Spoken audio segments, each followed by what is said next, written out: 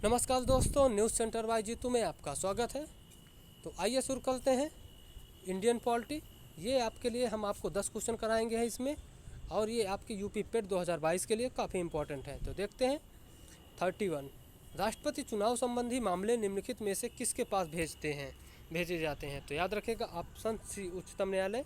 तो राष्ट्रपति चुनाव संबंधी मामले सीधे उच्चतम न्यायालय के पास भेजे जाते हैं, और ये उच्चतम न्यायालय की प्रारंभिक अधिकारिता है 131 अनुच्छेद के अनुसार। याद रखिएगा, आर्टिकल नंबर 131।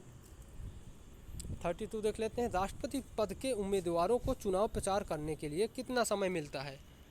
तो ऑप्शन बी 2 सप्ताह मिलता है, अर्थात 14 दिन मिलते हैं।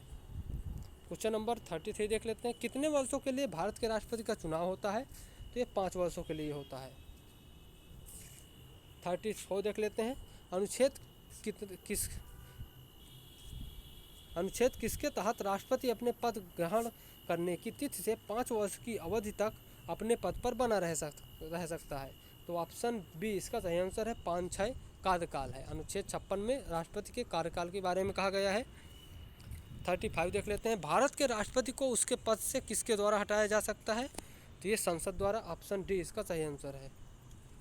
क्वेश्चन नंबर 36, संविधान के उल्लंघन के लिए राष्ट्रपति के विरुद्ध अभियोग कार्यवाही किसके द्वारा शुरू किया जा सकता है? तो ऑप्शन सी संसद के किसी भी सदन द्वारा। ऑप्शन सी इसका सही आंसर है, संसद के किसी भी सदन द्वारा।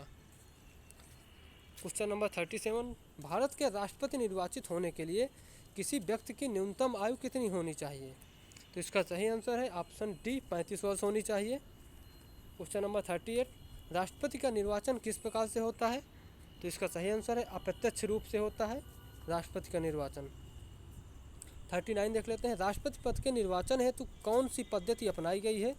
तो ऑप्शन डी समानुपातिक प्रतिनिधित्व एवं एकल संक्रमणीय मत पद्धति। अगला क्वेश्चन देख लेते हैं। राष्ट्रपति पद के चुनाव संबंधी विवाद को कहाँ निर्देशित किया जाता है?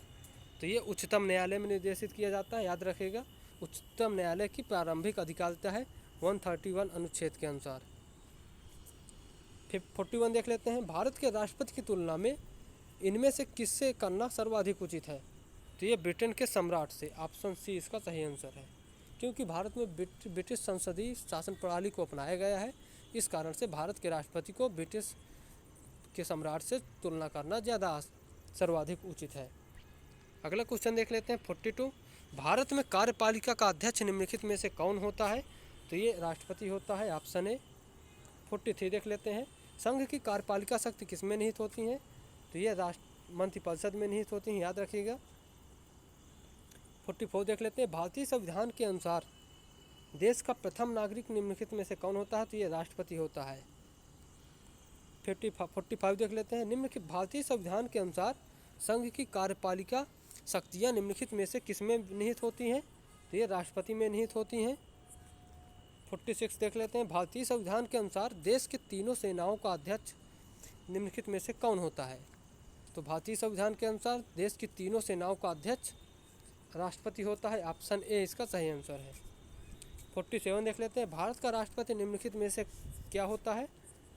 तो राज्य का संवैधानिक अध्यक्ष होता है। ऑप्शन ए इसका सही आंसर है। 48 देख लेते हैं। भारतीय सशस्त्र सेनाओं का सर्वोच्च कमांडर कौन होता है?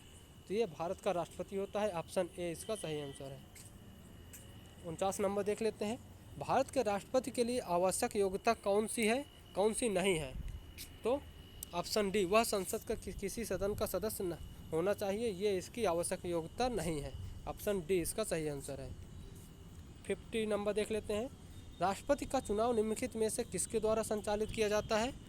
तो ये निर्वाचन आयोग द्वारा संचालित किया जाता है। ऑप्शन सी इसका सही आंसर है। ओके दोस्तों, thank you for watching news centre by Jitu.